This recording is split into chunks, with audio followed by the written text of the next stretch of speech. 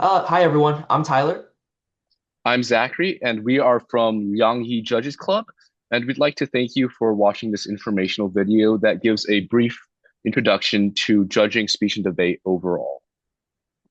So some things that we plan to cover during this video include number one, common procedures for judging speech and debate, and then we'll go into the specifics of judging both speech and debate. So first, let's look at common procedures. So first, we'd like to give why judging is so important.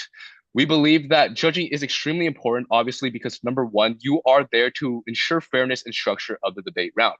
You decide who wins the debate or who is the best speaker in that round. And so the student's success depends entirely on you. You decide who wins, you decide who's number one.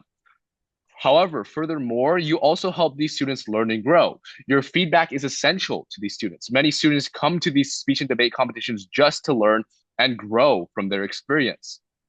And then a very important thing about judging is that we believe that judging doesn't need any prior experience. Although it may seem daunting at first, oftentimes novice judges are encouraged to participate in this field as it is often very easy to get into this field and is very beneficial for these students when judges are introduced to the round. And then lastly, we believe that as a volunteer judge, you'll be able to reduce tournament costs, not only for organizers, but also for you, thus reducing the cost for entry for many of these participants, which allows more competitors to join, especially if there's an economic barrier involved. Furthermore, you can often solve judge shortages. We have seen ourselves times where tournaments had a lack of judges and thus could not operate and or had difficulty operating. And so thus you are able to help solve this important problem for all. Now let's go into basically common procedures. So first, what should you be doing before the tournament? First, an optional but highly recommended thing is to create a paradigm.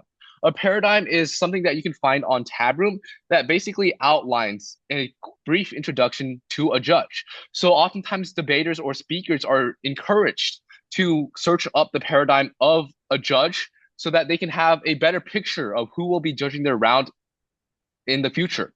So a paradigm could outline your past experience in judging. So on the paradigm, you could say, I am a new judge. And so thus you could also give preferences, such as for these debaters or speakers to speak slower so that you can understand them better, or for them to have more clearly outlined speeches.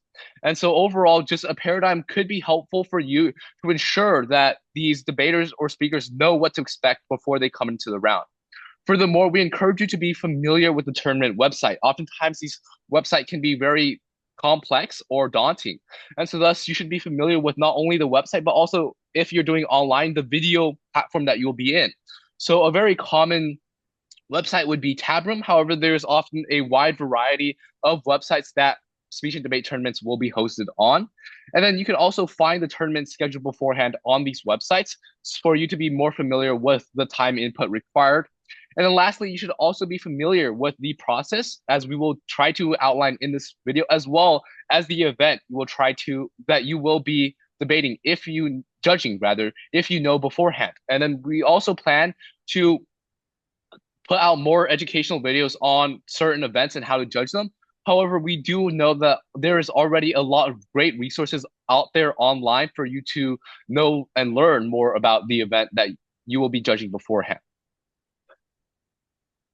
Yeah, so now that you know what to do before the event and sort of have an idea of how to actually be a judge, what should you do when you actually get to the event? What happens? What do you do on the morning of, let's say, a tournament?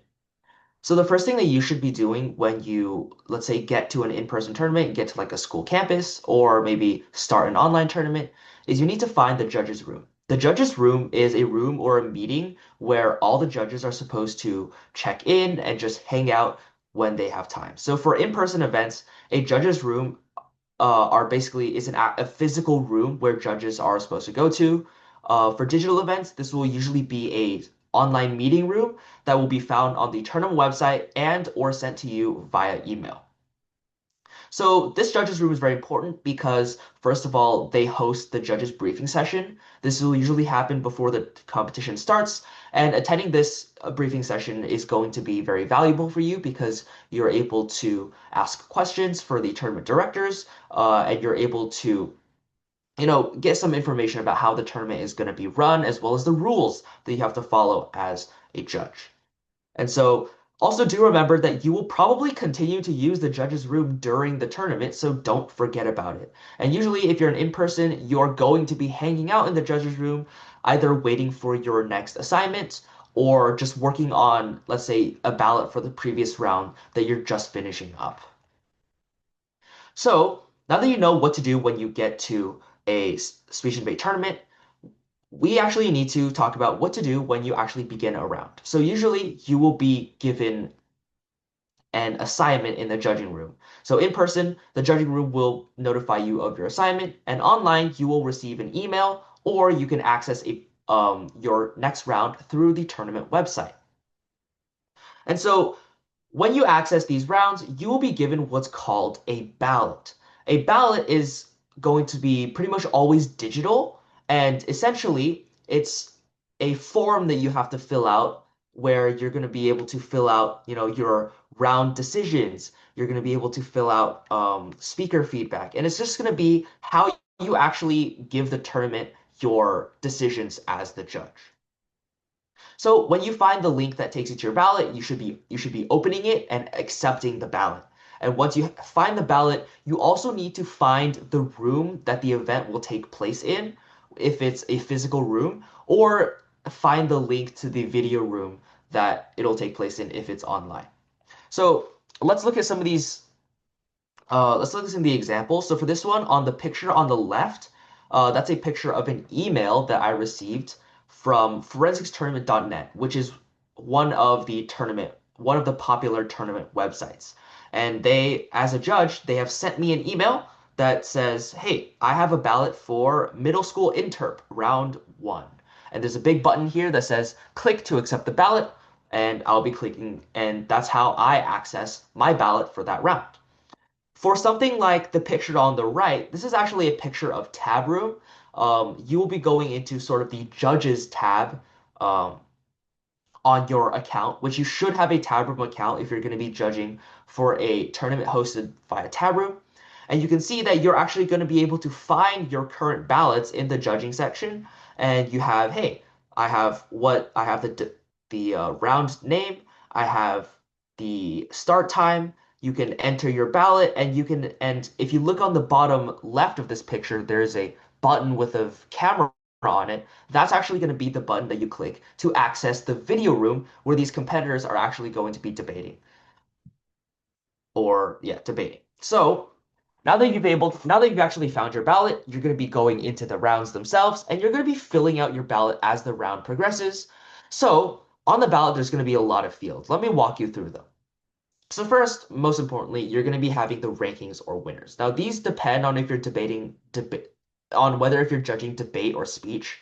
If you're judging debate, you will be picking a winner, either affirmation or negation, right? Which side you believe actually won the debate. And for speech, you'll be ranking speakers on like a scale of usually it's 1 to 6. So first place, second place, third place, and so on. There will also be places for you to give feedback, either overall feedback that everyone receives or feedback for the individual speakers or debaters themselves. On the ballots, there's also going to be time. You have access to timers on the ballot, and sometimes some ballots will actually ask you to fill out how long did, let's say, the speaker take to give this speech. So basically, make sure that you're timing speakers and filling out as necessary. You also may be asked to fill in their topics. And if you don't know their topics, you should be asking the debater when, hey, the next person is this person. What is your topic? And then you should be filling this out as appropriate. The next thing that ballots also have are speaker points. Now, speaker points are different from rankings and winners. While rankings and winners are determined based on how well they did in the round as a whole, speaker points are assigned to speakers individually, even if they're on a team, that essentially evaluate how well did they actually present, how well did they debate, how well did they speak during the round as a whole. And this is saying like, hey, how well did you perform? You might not have, a speaker doesn't need to win the debate, doesn't need to win the round to be able to get the top speaker. And so those are going to be essentially what you're going to be finding on your ballot. Be sure to ask for clarification, or if you want for more information about an event, both people in the judges room who will be willing to help you, as well as the debaters, especially if you're in a round and you're maybe confused about something you have to fill out.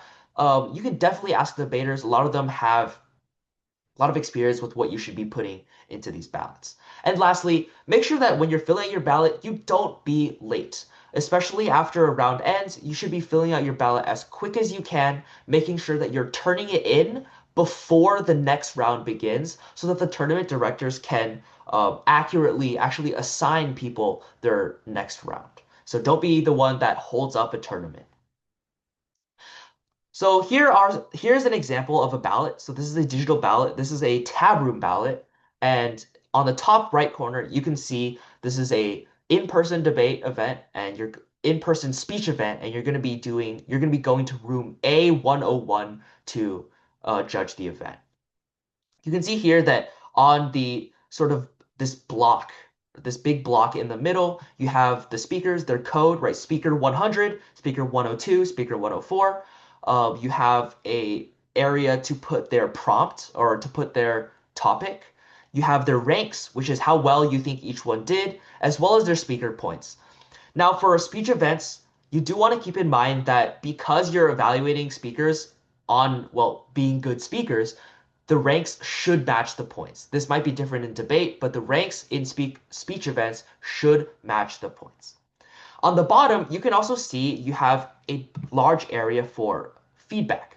You can choose if you're going to be doing a general feedback that goes towards everyone, or if you're going to be doing private feedback for each of the speakers. You should be giving feedback for every single speaker. The next one is going to be a debate ballot. So as you can see here, this is going to be a online tournament for Tab Room. And on the top left corner, you can actually see the button that takes you to the room. So that's very helpful. So if you access your ballot, you will probably be able to see a link that takes you to the room where you're going to be judging. As you can see, you have the sides of each team, right? You have two speakers on each team, the code, and also you have rank. Now, the rank here actually means speaker points, right? Which one do you think was the best speaker? And then below that, you have the winner. Which side do you think actually won the debate itself, right? Um, so, and below you'll have feedback as well. So this is essentially how ballots are going to look, and you're going to have to fill out one of these for each round that you judge as a judge. Okay, now that you know the common procedures for judging, let's go on to judging debate as a specific form of judging.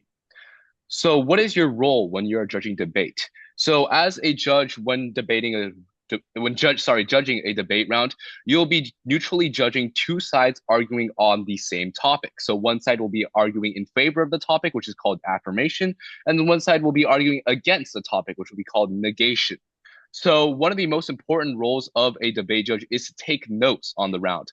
In debate lingo, this is often referred to as flow. So, you might hear a speaker in the debate round refer to flow, which is basically the notes on the round. So, on your notes, you will be basically jotting down briefly each side's arguments, whether or not they've been responded to, and often basics of the round, such as framework, which is basically introduction of basically how you should judge the round and definitions for this round. Also, you should be deciding which side wins, obviously, as a judge in debate. And this will oftentimes be based on the arguments and logic, how well each side, and also you should keep in mind how well each side introduces their arguments. And in the end, once the debate round is over, you should also be giving feedback on the round and also a reason for decision, which is an RFD, which gives both sides a reason for why you picked whichever side won. And then also keep in mind, as Tyler stated, speaker scores for each speaker, which basically judges how well each individual speaker speaks in their debate round.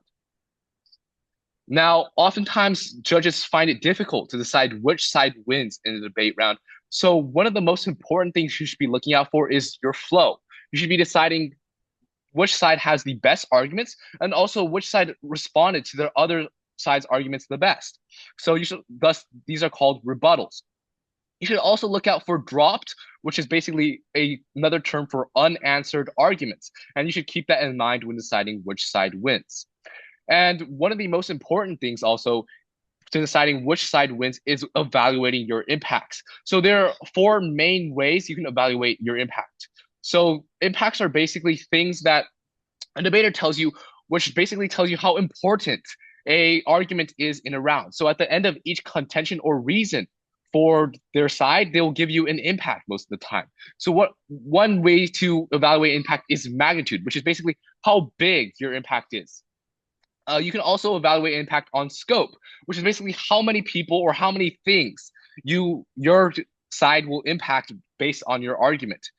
You can also evaluate based on probability. Oftentimes, you evaluate or decide which side is more probable to occur.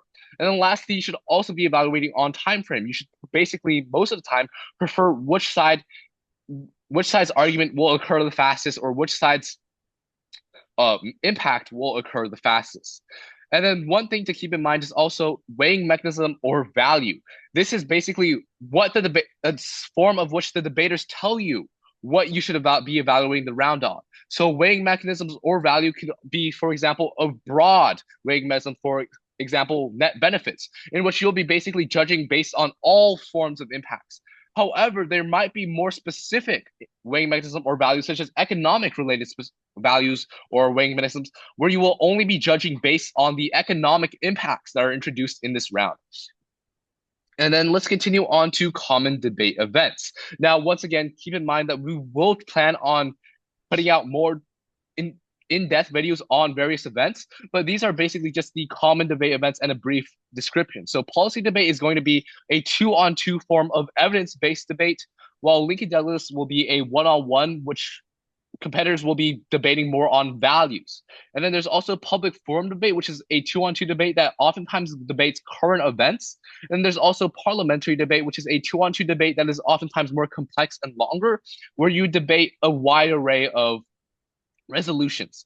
And then lastly, a very unique form of debate is going to be congressional debate. This is where you're judging multiple or wide array of speakers and debaters on a mock legislative session where they will be debating on legislation that has been introduced in the round. And there will also be someone who presides over the round, which will also be a debate. Now, there's some common things that you should watch out for or vocab that you should be hearing out for in terms of a debate round. One of the most common forms of things that you should watch out for is clash, which is basically each side disagreeing over a singular point. So one side may want you to believe this, while the other side may want you to believe another thing based on this singular point. Oftentimes, you should also be looking out for evidence, which is basically used to back up an argument. So you should keep in mind whether it's relevant or well used, which oftentimes the source information that each speaker gives you will be kept in mind for this. You should also look out for whether or not each side's arguments are logical. You should see whether you should look out for their structure and whether or not they're reasonable. Also, for speaker points, you should keep in mind the delivery of each speaker. So whether or not they have clear, easy to follow speeches. And then lastly, you should also keep in mind strategy. Oftentimes, debaters will focus on issues that they can actually win on rather than trying to counter things that aren't as important in the debate round. Now let's hand it over to Tyler, who will introduce judging speech. Yeah, so as a speech judge, your responsibility is to listen to and evaluate multiple speakers per round. Now the standard for this is around 6 speakers per round, but often that will vary.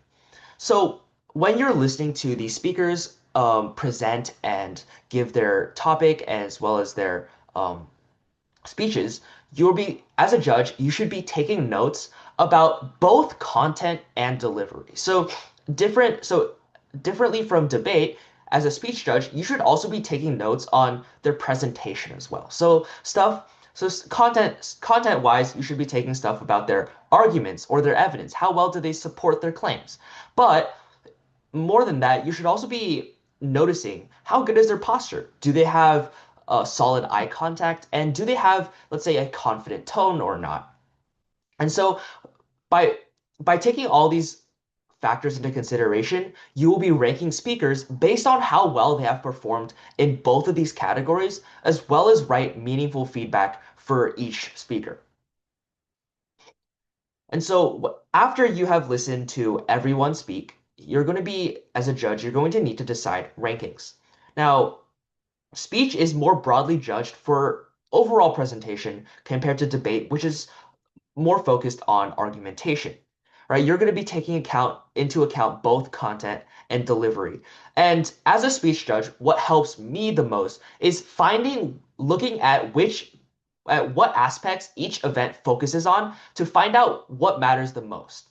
So let's say I'm judging an event such as humorous interpretation, which is essentially when a speaker needs to perform a humorous scene in some sort of literature or media. If I'm judging humorous interpretation, I'm going to say, "Hey, I want to look at how well do they characterize each character?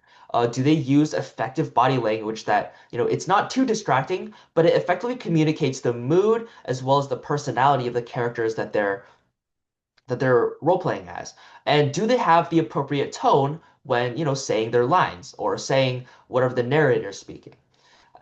So when looking at an event such as this and taking into account these factors, I as a judge will say that, hey, these are the most important things, and I'm going to be ranking these speakers based on how well they did these aspects. Let's say for another event such as original oratory, where a speaker needs to create and memorize a 10-minute speech, right? I as a judge would look more towards analysis and content, right? The organization of their speech. How well do they make an introduction, or how impactful is their conclusion at the end? Does it effectively wrap up all their arguments? And how well do they memorize their speech? Are they able to deliver it flawlessly, or do they have some memory slips here and there? And so, when taking into account what's most important in your specific speech event, that's how you should be evaluating who did the best at the round that you're judging.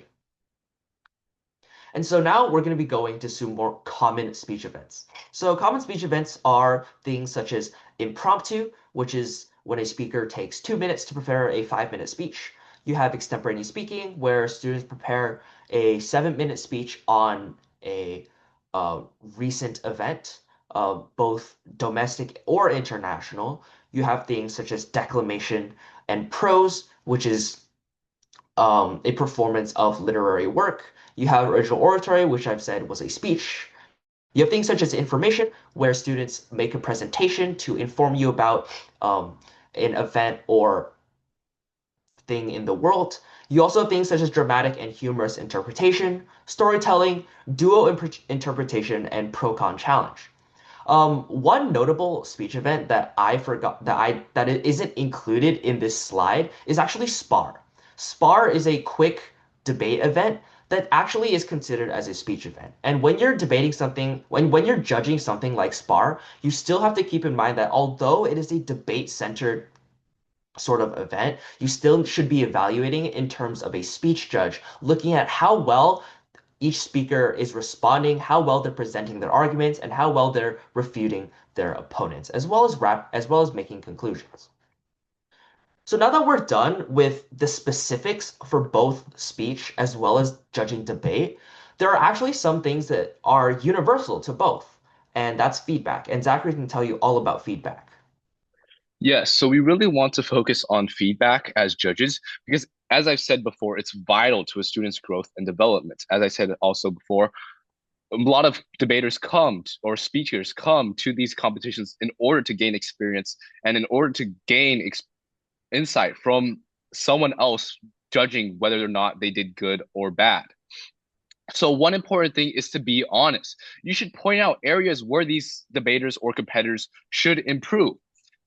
And to add on top of that, you should also focus on being specific so that these competitors know specific areas where they should improve or specific areas that they did good or that they did well in so that they can continue to excel at what they do. Furthermore, a lot of tournament organizers want to ensure that your reasons for decisions are thorough because oftentimes some people may question your decision. And so thus it's important to make sure that you back up your decision and give a reasonable form of train of thought in which where you outline why you thought a certain side won. And also something that is often overlooked is that you should be giving out their strengths. You should be telling them what they did good in so that they can continue doing what they have performed well at. And then let's go to things to avoid, which Tyler will cover.